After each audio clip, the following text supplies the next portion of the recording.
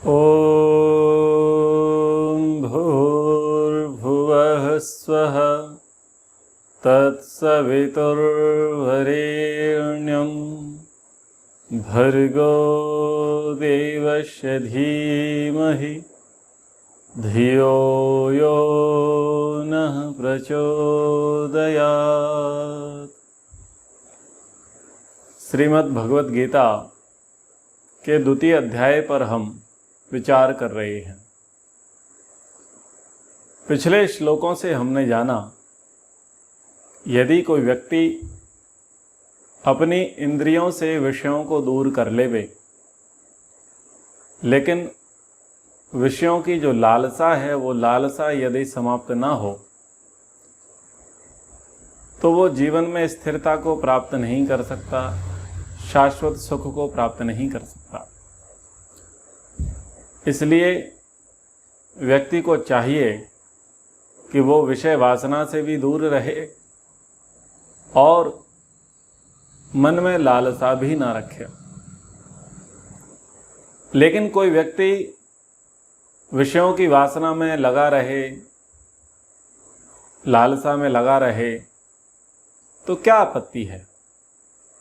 आखिर होगा क्या? होगा तो ज़्यादा से ज़्यादा कितना बिगाड़ होगा, कितना विनाश होगा। ऐसा अगर कोई माने तो उसके लिए गीता के दूसरे अध्याय के 62वें और 63वें श्लोक बड़े काम के हैं। व्यक्ति का पतन कैसे होता है, उसका समूल विनाश किस प्रकार से होता है, उसको इन श्लोकों में कहा गया है। श्लोक हैं, ध्यायतो विषयान् पुंसः संगस्ते शुपजायते संगात् संजायते कामः कामात् क्रोधोऽभिजायते क्रोधात् भवति सम्मोहः सम्मोहात् स्मृति विभ्रमः स्मृति भ्रंशात् बुद्धिनाशो बुद्धिनाशात् प्रणश्यते। 2 श्लोक हैं और साथ साथ में है। तो विनाश की ओर व्यक्ति कैसे जाएगा, तो उस प्रोसेस को यहां पर बताया गया। ध्यायतो विषयान् पुंसः, जो पुरुष है इसका विनाश कैसे होगा? इंद्रियों का जो विषय है, रूप रस शब्द स्पर्श गंध, उन विषयों का वो ध्यान करेगा, चिंतन करेगा, चिंतन करेगा। लगातार सतत उसका चिंतन विषयों पर बना रहेगा। ये मिल जाए, ऐसा खा लूं, वहां चला जाऊं, ऐसा हो जाए, वैसा हो जाए। ध्यान कैसा होता है? लगातार होता है, सदैव मन उसी पर अटका रहता है। तो ऐसे ही किसी का जो मन है वो विषयों पर अटका हुआ है। जैसे कि मान लीजिए किसी बच्चे का ध्यान खिलौनों पर है, वो किसी के घर गया और उसने वहाँ पर बढ़िया बढ़िया खिलौने देखे। अब उसने इच्छा की, अगर ये खिलौने मेरे पास होते तो कितना अच्छा होता। अब वहाँ से लौट कर के आया है, गुमसुम है। माता पिता पूछते हैं कि बेटा बात क्या है? तो वो कहता है कि मुझे वो खिलौने बड़े अच्छे लगे थे। तो उसको झूठा वूठा आश्वासन दिला करके टाला मटोल माता पिता के द्वारा की जाती है, लेकिन उसका ध्यान टकटकी लगा करके उन्हीं खिलौनों पर रहता है। और कुछ कुछ तो इतना ध्यान करते हैं कि उसके सपने आने लग जाते हैं। बोलो, तो वो विषयों का चिंतन करते हैं। आपने काला पहाड़ सुना होगा। काला पहाड़ में जो युवक है वो बड़ा बलवान होता है और नदी के किनारे संध्या वंदन करने के लिए जाता है, और सुल्तान की बेटी उसको झरोके से देखती है और देख करके उस पर आकर्षित हो जाती है और सदैव उसका चिंतन करती रहती है, उसका ध्यान करती रहती है।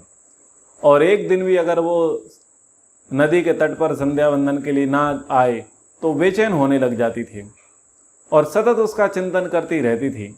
तो उस विषय का वो ध्यान करती थी। और उसका परिणाम क्या क्या निकले वो काला पहाड़ पुस्तक पढ़ करके आप देख लेना। तो किसी को रूप पर आकर्षण हो जाता है, किसी को रस पर, किसी को शब्द पर, किसी को स्पर्श पर, किसी को गंध पर, अलग अलग विषयों पर व्यक्ति का आकर्षण हो जाता है। और जब आकर्षण होता है तो वो सतत उसका ध्यान करता रहता है, उसके चिंतन में मग्न रहता है। सोते जागते उठते बैठते खाते पीते उसे उसी का ध्यान बना रहता है। वो अपने ध्यान को किसी और विषय में लगा ही नहीं पाता, वो विषय का सतत चिंतन कर रहा होता है। क्यों? विषय उसे जब तक प्राप्त नहीं है तब तक वो उसका सतत चिंतन करता ही रहेगा। ठीक है, आप भी अपने जीवन में अवलोकन करके देखें कि आपको कोई व्यक्ति या वस्तु पसंद आई हो, कुछ लेना और कुछ देना आपका रहा हो, तो जब तक वो कार्य आप ना कर लो तब तक उस विषय के प्रति आपकी आसक्ति यानी आपका जो ध्यान है वो ध्यान उस विषय से हटेगा नहीं। तो बता रहे हैं कि ध्यायतो विषयान पुंसः, विषयों का जब पुरुष ध्यान करेगा तो क्या होगा? संगस्ते शुभ जायते।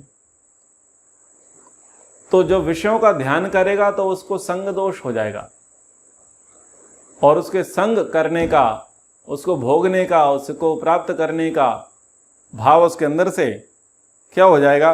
उत्पन्न हो जाएगा। फिर क्या होगा? संगात संजायते कामः। जब वो उस विषय का संग करेगा, विषय का पहले ध्यान किया, ध्यान करने के बाद विषयों का संग किया और संग करने के बाद उसके अंदर कामना जागृत हो गई। क्या कामना जागृत हो गई? कि मैं इसका भोग करूं। इसलिए तो वो चिंतन कर रहा था। अब कामना उत्पन्न हो गई है लेकिन उसकी कामना पूर्ण नहीं हुई। वो जो भोग भोगना चाह रहा था उस भोग में क्या हुआ? व्यवधान उत्पन्न हो गया। व्यवधान उत्पन्न हुआ, कामना पूर्ति नहीं हुई तो क्या हुआ? कामात क्रोधो भिजायते। कामना के पूर्ण न होने से व्यक्ति के मन में क्रोध उत्पन्न हो जाता है। अब इनको आप अलग अलग घटनाओं से घटा करके देखिए। जैसे कि मान लीजिए किसी व्यक्ति को रुपयों की आवश्यकता हो, और रुपयों की आवश्यकता क्यों है? उसने या तो किसी से प्रतिस्पर्धा की है या तुलना की है या आवश्यकता से अधिक उसने अपने विचार खर्चे वाले पाले लिए हैं और वो सोचता है कि ये मुझे मिल जाए। जैसे कि आजकल बच्चों का क्रेज होता है कि उन्हें अच्छा फ़ोन चाहिए होता है और आईफोन उनको चाहिए होता है, एप्पल के फ़ोन उन्हें चाहिए होते हैं। क्यों? बोले सब दोस्तों के पास हैं, मेरे पास नहीं है। तो जब अन्य दोस्त आईफोन लेकर के आते हैं तो उनके हाथों में देख करके उस आईफोन पर वो मोहित हो जाता है और वो चिंतन करने लग जाता है कि अगर मेरे पास आईफोन होता तो कैसा होता, मेरे पास आईफोन होता तो कैसा होता, मुझे बड़ा अच्छा लगता, मुझे गर्व अनुभव होता। ऐसे से वो विषय पर अपना ध्यान केंद्रित कर लेता है। कभी कभी अपने मित्रों के द्वारा उसको वो आईफोन चलाने को मिल भी जाता है, मिल भी लग जाता है तो वो संग दोष में पड़ जाता है, यानी उसे उसकी हैबिट हो जाती है, उसको चलाने का बढ़िया अभ्यास लग जाता है। तो फिर वो माता पिता से कामना करता है कि कृपया मुझे आप आईफोन दिला दें। वो कामना करता है तो माता पिताजी उसको धुतकार देते हैं और उसको मना कर देते हैं। तो कामात क्रोधो भिजायते, फिर क्रोध उत्पन्न होता है। क्यों? बोले उसकी कामना पूर्ण नहीं हुई, क्रोध उत्पन्न हो जाएगा। तो ये मैंने मोबाइल का उदाहरण दिया। ऐसे ही खाने का ले लो, पीने का ले लो, पहनने का, ओढ़ने का, घूमने का, फिरने का, ठीक है, सब ले लो। आपने बच्चों से कहा या आपके बच्चे किसी अपने मित्र से मिल कर के आए कि वो लोग गर्मियों में शिमला घूम कर के आए, कुल्लू मनाली घूम के आए, ठीक है, और वहाँ इतनी अच्छी पहाड़ हैं, इतनी अच्छी वादियाँ हैं और ठंडा ठंडा मौसम है, बहुत सुंदर दृश्य है, और वहाँ का गुणगान किए, बच्चों के सामने गुणगान किए, तो उसकी उस विषय में आसक्ति होगी, वाह मुझे भी जाना चाहिए। और फिर वो उसने क्या किया, फ़ोटो दिखा दिए कि देखो हम ये ट्रैकिंग करने के लिए गए थे और ये बर्फ़ में घूम रहे थे, स्लाइडिंग कर रहे थे, ऐसे ऐसे फ़ोटो दिखा दिए। तो उसका और संग दोष बढ़ गया और उसकी आसक्ति बढ़ गई और उसके मन में कामना जागृत हुई कि बताओ हमको भी जाना चाहिए। कामना जागृत हुई तो उसने माता पिता को बोला, माता पिता ने मना कर दिया तो कामाद क्रोधो भी जाए थे, तो फिर क्रोध उत्पन्न हो जाएगा। बोले आप मेरी इतनी सी डिमांड पूरी नहीं करते, आपने पैदा किया और क्या किया, आप हमारी डिमांड तो पूरी करते नहीं, कैसे माता पिता हो। सबके माता पिता तो अपने बच्चों की परवरिश करते हैं, उनकी देखरेख करते हैं, उनकी इच्छाओं को पूर्ति करते हैं, और आप ऐसे हो कि आप टाल मटोल करते रहते हो, तो हम आपकी कोई बात नहीं मानेंगे। तो इस प्रकार से वो क्रोध वहाँ पर करने लग जाते हैं। कामाद क्रोधो भी जायते। तो प्रोसेस को समझते जाइए। विषयों का पहले चिंतन होगा, उनका ध्यान होगा, फिर विषयों के प्रति आसक्ति होगी, आसक्ति बाद क्या होगा, रुचि लगेगी और फिर हम कामना करने लग जाएंगे। जैसे चलो और बच्चों की बात कर लेते हैं कि पबजी गेम आया था और बच्चे देखते हैं कि वाह कितना बढ़िया गेम है और बहुत सुंदर गेम है, खूब एंटरटेनमेंट होता है, तो अपने मित्रों का मोबाइल लेकर के वो भी पार्टिसिपेट करने लग जाते हैं, खेलने लग जाते हैं। तो बीच बीच में आधा घंटा खेल लिया, 1 घंटा खेल लिया, माता पिता को बोला कि दोस्त के साथ कोचिंग जा रहे हैं लेकिन किसी पेड़ के नीचे बैठ करके पबजी खेल रहे हैं, ठीक है। बोले ग्रुप स्टडी करेंगे घर पे जा कर के अपने मित्र के यहाँ, लेकिन सब लोग ग्रुप में बैठ करके पबजी गेम खेल रहे हैं। तो विषय के प्रति आसक्ति हो गई है। ध्याय तो विषयान पुंसा। अब क्या किया, आप खेल करके आ गया, घर पर आ गया और रात में चिंतन कर रहा था, मैंने इतना स्कोर कर लिया था, मैंने इतने टास्क पूरे कर लिए थे और इतने पॉइंट्स मैंने गेन कर लिए थे, और अगर मैं ऐसे खेलता तो ये हो जाता, वैसे खेलता तो ये हो जाता, और कल जाऊंगा तो ऐसे खेलूंगा, परसों जाऊंगा तो ऐसे करूंगा, फिर ऐसा करूंगा। तो अब वो क्या कर रहा है, सोते सोते उस गेम का क्या कर रहा है, ध्यान कर रहा है। ध्याय तो विषयान पुंसा। क्या कर रहा है, उस विषय का वो चिंतन कर रहा है और उसके अंदर वो संग दोष आ गया है। अब उसके अंदर क्या कामना आ गई है कि देखो सब लोग अब सेल्फ होकर के अपने घर में जब चाहें और वो पबजी गेम खेलते हैं, लेकिन उस क्वालिटी का मोबाइल मेरे पास नहीं है जो पबजी मोबाइल को पबजी गेम को अफोर्ड कर सके। तो फिर माता पिता को नमक मिर्ची लगाया जाता है, मतलब मक्खन मिश्री लगाया जाता है, और उनको मनाने का, उनको लुभाने का प्रयास किया जाता है। उनकी आज्ञा का पालन करना शुरू कर देते हैं। माता पिता समझ जाते हैं कि मामला कुछ तो है। फिर वो फाइनली अपनी बातें रखता है कि मुझे मोबाइल चाहिए, वो कामना प्रस्तुत करता है, लेकिन वो कामना सब इन्हें ठुकरा दी जाती है। तो कामात क्रोधो भी जायते। वो कामना के बिगाड़ होने से क्रोध उत्पन्न हो जाता है। तो ये इतनी चीजें होती हैं कि ऐसे ऐसे व्यक्ति के भीतर क्रोध उत्पन्न होता है। ध्याये तो विषयान पुंसा संगस्ते शुपजायते संगात संजायते कामः कामात क्रोधो भी जायते। ये इतनी प्रोसेस हो गई, ऐसे ऐसे जाकर के क्रोध उत्पन्न हो जाएगा। अब देखो, आपने व्यवहार भानु में आपने उसका किस्सा सुना होगा लाल भुजक्कड़ का, कि वो सेठ था, वो घी लेकर के जाता है तो पीछे पीछे वो लाल भुजक्कड़ होता है और घी का जो मटका होता है वो सिर पर लेकर के जाता है। दोनों ही प्लानिंग करते हैं कि मुझे 1 चक्कर लगाने में 2 पैसे मिलेंगे, फिर 4 पैसे मिलेंगे, फिर 8 पैसे मिलेंगे, फिर मैं बकरी खरीदूंगा, गाय खरीदूंगा, बैल खरीदूंगा, घोड़ा खरीदूंगा और हथनी खरीदूंगा। उसके बाद 2 बीवी ब्याहूंगा, एक का नाम प्यारी रखूंगा, दूसरे का नाम बेप्यारी रखूंगा। विषयों का चिंतन कर रहा है और सिर पर क्या रखी है, मटकी रखी है। उधर सेठ जी चिंतन कर रहे हैं कि बस ऐसे ही घी बेचूंगा, धीरे धीरे पैसे वाला बन जाऊंगा, कोठी मकान बंगले बनाऊंगा और राजा को कर्जा दूंगा, फिर राजा मेरे अधीन हो जाएगा। तो वो राज्य की कामना कर रहा है और ये परिवार की कामना कर रहा है, और ये कहता है कि अगर बेप्यारी का बेटा आएगा, प्यारी का बेटा आएगा तो उसे वेलकम करूंगा, और वे प्यारी का आएगा तो मना कर दूंगा। तो जैसे ही वो विषय में इतना मग्न था तो उसने ऐसे मना किया, जैसे उसने सिर हिलाया तो सिर के ऊपर जो मटकी रखी थी वो नीचे जाकर के गिर गई। अब दोनों एक दूसरे को गाली देते हैं और लड़ते हैं, रोते हैं। यानी कामना जो है वहां पर क्या हुई, जो उन्होंने कामनाएं पाल रखी थी, जो विषयों का जो ध्यान कर रहे थे, वो सारा का सारा गुड़ गोबर हो गया, वो विफल हो गया। इसलिए दोनों के अंदर क्रोध प्रवेश कर गया। तो कामाद क्रोधो भी जाते। आप देखो कई लोग होते हैं वो विषयों का इतना चिंतन करते हैं, अकेले बात करते हुए जाते हैं, खुद स्माइल करते जाएंगे, खुद गुस्सा होते जाएंगे, वो अलग ही उनकी बॉडी लैंग्वेज दिखाई देगी, जबकि उनके पास फोन नहीं है। आपने कई ऐसे लोगों को देखा होगा जो राह चलते हुए अपने ही मन मन बातें करते जाएंगे, यानी वो उस विषय में इतने मग्न हैं, इतने खोए हुए हैं कि उन्हें कोई सुध-बुध नहीं। ये है विषयों का ध्यान, विषयों का चिंतन। ठीक है, अब आगे कह रहे हैं कि जब कामना पूर्ण नहीं होगी और कामना का विघात होगा तो क्या होगा, क्रोध उत्पन्न होगा। अब क्रोध उत्पन्न होगा तो फिर क्या होगा, क्रोधाद भवति सम्मोह। एक होता है मोह और दूसरा होता है सम्मोह। सम्यक मोह, अच्छी प्रकार से मोह लेना।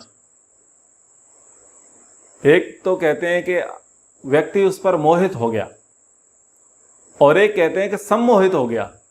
तो मोहित और सम्मोहित में बड़ा अंतर है।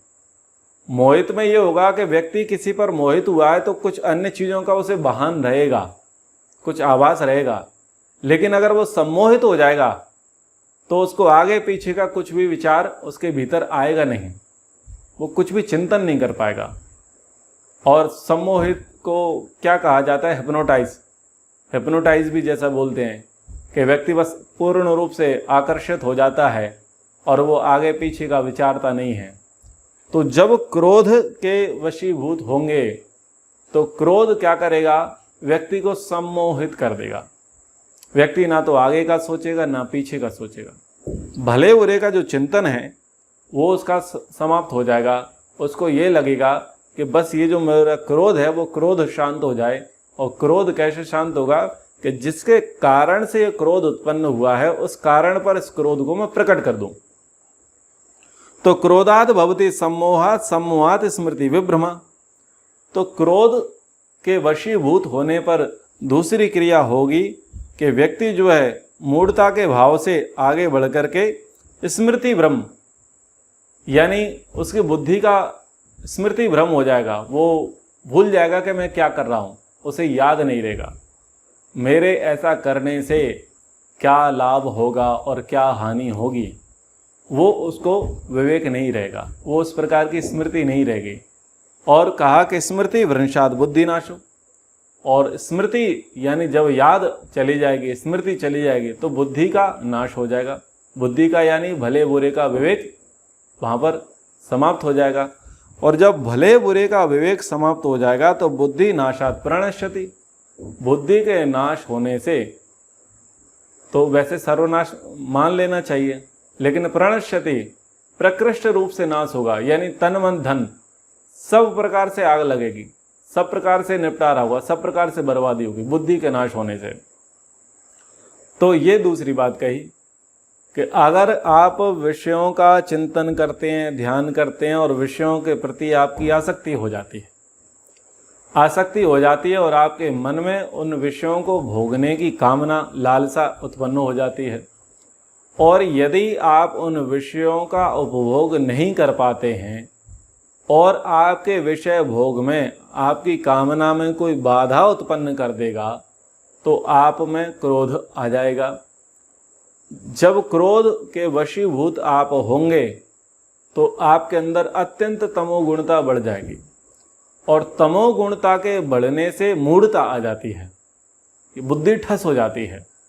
बुद्धि के ठस होने से, मूढ़ता आने से स्मृति का नाश हो जाता है। वो ये भूल जाता है कि मैं क्या कर रहा हूं।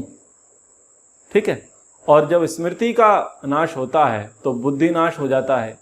बुद्धि नाश यानी भले बुरे का विवेक वहां पर समाप्त हो जाता है। और जब क्रोध हो चुका होता है पूरा तो फिर हाथ में कुछ बचता नहीं है। अब इनको कुछ व्यवहारिक दृष्टांतों से समझो। माता पिता होते हैं, परिवार के जन होते हैं, भाई बहन होते हैं, कई लोग होते हैं। बंटवारे को लेकर के चीज़ें चलती हैं। बच्चे सोचते हैं कि मैं माता पिता की अधिक सेवा करता हूँ तो मुझे कुछ शेयर अधिक मिलना चाहिए। उनको लगता है कि अब बंटवारे का समय आ गया है और बंटवारा होगा, तो वो पहले से अपनी बुद्धि सेट कर लेता है कि मुझे फलाने स्थान वाली प्रॉपर्टी मिल जाए, फलानी जगह मुझे मिल जाए तो मेरा काम बन जाए, तो मेरी सेवा सफल हो जाए। वो अपने आप को पहले किसी स्थान पर वो टारगेट कर लेता है, अपने आप को केंद्रित कर लेता है और उस विषय का चिंतन करने लग जाता है, प्लानिंग करने लग जाता है। अगर वो प्रॉपर्टी मुझे मिल जाए, फलाना जेवर मुझे मिल जाए, फलानी एफडी मुझे मिल जाए तो मैं ऐसा कर लूँगा, वैसा कर लूँगा। वो अपनी दुनिया में खो जाता है और बढ़िया बढ़िया प्लानिंग, बढ़िया बढ़िया मनोरथ वो करने लग जाता है। लेकिन होता क्या है, होता ये है कि उसके सपने चूर चूर हो जाते हैं, उसकी कामना का विनाश हो जाता है, उसका या तो 50-50 शेयरिंग हो जाती है अथवा वो उसके हिस्से में आती ही नहीं है। तो फिर उसके अंदर से क्रोध उत्पन्न हो जाता है। जब क्रोध उत्पन्न हो जाता है तो वो ये नहीं देखता कि ये मेरे पिता हैं, ये मेरी माता है, ये मेरे भाई हैं, ये मेरे बहन हैं, भाभी हैं, वो कुछ नहीं देखता। और फिर वो ऐसे कठोर शब्दों का प्रयोग करता है, कड़वे शब्दों का प्रयोग करता है, अथवा वाणी के साथ साथ शरीर से ऐसे व्यवहार कर देता है जैसे व्यवहारों से स्वप्न में भी नहीं करने होते हैं। और ऐसे व्यवहार क्रोध के वशीभूत होकर के स्मृति के भ्रंश होने से और बुद्धि के नाश होने से वो कर बैठता है। परिणाम उसके बहुत भीषण होते हैं। जब क्रोध का फ्लो समाप्त होता है, 1 दिन बाद, 2 दिन बाद, 3 दिन बाद, जब उसे समझ में आता है कि मैंने वाणी से गलत व्यवहार किया और शरीर से गलत व्यवहार किया, तो उसे गिल्टी फील होता है। लेकिन तब तक समय बहुत बीत चुका होता है और बर्बादी पर्याप्त हो चुकी होती है, उसको उस समय विवेक नहीं आता है। तो ये कह रहे हैं कि ये चीज़ें ऐसी हैं कि यदि आप विषयों की वासना में लग जाओगे, उनकी कामनाएं करोगे और कामनाएं यदि आपकी पूरी नहीं हुई तो आपको क्रोध उत्पन्न होगा और फिर आप इरिटेट होगे, फ्रस्ट्रेट होगे, एग्रेसिव होगे और कोई ना कोई आप ऐसा कदम उठा लोगे जिसके कदम उठाने से आपका नाश हो जाएगा। आप जहाँ पर खड़े होगे उस सब का आप नाश कर बैठोगे। आप बच्चों को समझाते हैं, परिवार में किसी व्यक्ति को समझाते हैं, संस्था में किसी व्यक्ति को समझाते हैं, आप चाहते हैं कि ये व्यक्ति ऐसे नहीं इस प्रकार से काम करे, ये वाली चीज़ इस प्रकार से नहीं इस प्रकार से होनी चाहिए। वो आप कई बार कहते हैं लेकिन आपकी कामनाओं का विघात हो जाता है। फिर आपको क्रोध उत्पन्न होता है। क्रोध उत्पन्न होता है तो चूंकि आप 2 बार 4 बार समझा चुके होते हैं और क्रोध का लेवल आपका बढ़ जाता है। इतने में गलती से उस समय आप चाय पी रहे होते हैं और गिलास आपके हाथ में होता है, अथवा आप खाना खा रहे होते हैं, प्लेट आपके हाथ में होती है, ठीक है, अथवा आप किसी से फ़ोन पर बात कर रहे होते हैं और मोबाइल आपके हाथ में होता है, ठीक है, अथवा आप फल काट रहे होते हैं और चाकू आपके हाथ में होता है। तो मैं ये कहना चाह रहा हूँ कि उस समय जो आपके हाथ में होता है, आप उसी वस्तु को या तो फेंकते हो, तोड़ते हो, अथवा जिस व्यक्ति ने आपकी इच्छा का विघात किया, आपकी कामना को तोड़ा, आप उस पर दे मारते हो। परिणाम ये निकलता है कि वस्तु टूटती है और व्यक्ति टूट जाता है। जिस समय वो क्रोध का वेग आ रहा था उस समय उसे लगता है कि मैं सब सही कर रहा हूं, लेकिन जैसे पारा उतरता है, जैसे बाढ़ आती है और फिर धीरे धीरे बाढ़ का पानी उतर जाता है, विश्रांति की ओर चला जाता है, ऐसे ही क्रोध भी जब विश्रांति की ओर जाता है तब उसे लगता है कि देखो मैंने कितनी बड़ी मूर्खता कर दी, ये प्लेट, ये गिलास, ये थाली, ये चाकू मैंने फेंक के मार दिया, ये भी टूट गया और सामने वाला व्यक्ति भी चोटिल हो गया। बताओ, मेरा तो कई गुना नुकसान हो गया और बर्बादी हो गई है और फिर सामाजिक रूप से मेरी क्षति भी होगी, हानि भी होगी। कि लोग कहेंगे कि देखो इसे कंट्रोल नहीं है, मूर्ख हो गया है। तो वो ये बाद में होगा, लेकिन तब तक तो वो जो विनाश होता है वो विनाश हो ही जाता है। तो ये प्रसंग यहाँ पर श्री कृष्ण जी अर्जुन को समझा रहे हैं कि प्रसंग यही था कि इंद्रियों से विषयों की जो आसक्ति है, विषयों का जो आकर्षण है, वो इंद्रियों से दूर रखना है, ये एक काम करना है। और दूसरा काम ये करना है कि विषयों को तो दूर कर लिया है, लेकिन विषयों की जो लालसा है, कामना है, उसको भी अपने अंदर से निकालते जाना है, त्याग भाव लेकर के आना है, अंदर से भी उसको ध्यान नहीं देना है। यदि आप विषयों का ध्यान करोगे तो आपके साथ इतनी दुर्घटनाएं घट सकती हैं। ये सब दुर्घटनाएं क्यों हो रही हैं? विषयों का ध्यान करने से। अब व्यक्तिगत जीवन में हम विचार करते जाएं कि हमारा ध्यान किस विषय पर है। पुत्र पर, पुत्री पर, पत्नी पर, पति पर, नौकरी पर, पद पर, पैसा पर, प्रतिष्ठा पर, सीट पर, कुर्सी पर, कहाँ कहाँ किस किस फील्ड में हमारा जो विषय केंद्रित है, हम किस विषय पर अपने ध्यान को केंद्रित किए हुए हैं, बस वहाँ उस विषय पर जो हम केंद्रित हैं वहीं से हमारा बिगाड़ आरंभ हो जाएगा। ठीक है, तो कक्षा को यहाँ पर अब हम विराम करते हैं, आगे फिर प्रसंग को समझेंगे। एक बार ओम का उच्चारण। ओ